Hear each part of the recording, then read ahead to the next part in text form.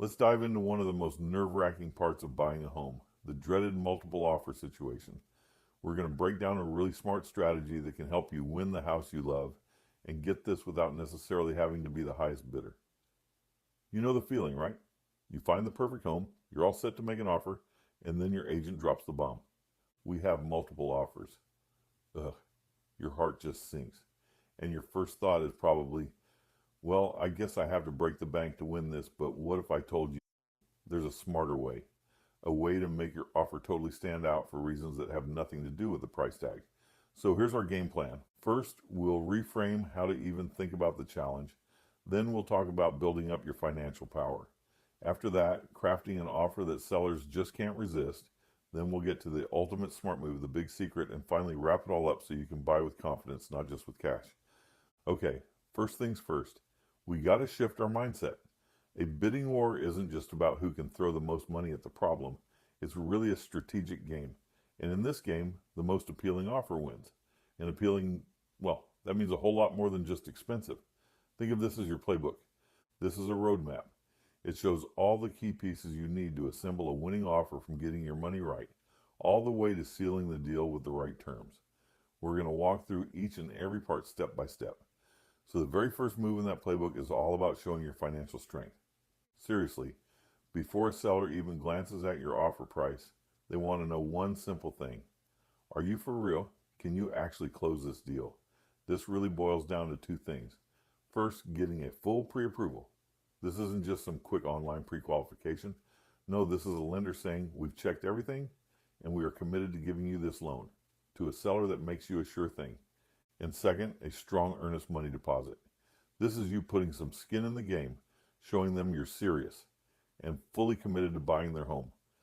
Okay, so once your finances are totally rock solid, it's time to actually craft the offer. This is where the fun begins. This is where the real strategy comes in, because we're moving way beyond just the dollar amount to create a bid that actually solves the seller's problems. The first tool in your toolbox is what we call a clean offer. So what's that? It just means an offer with as few conditions or contingencies as possible. You see, every single contingency is another potential hurdle, another chance for the deal to fall apart for the seller. A cleaner offer means a smoother, faster, more certain path to closing. And believe me, that can be incredibly attractive to a seller. Next up, flexibility. This one is huge and people often overlook it. Does the seller need to close in 2 weeks? Or maybe do they need to rent the house back from you for a month after closing? If you can find out what their perfect timeline is and match it, you're offering them convenience and peace of mind. And that is a priceless advantage that can make your offer shine, even if it isn't the highest one on the table.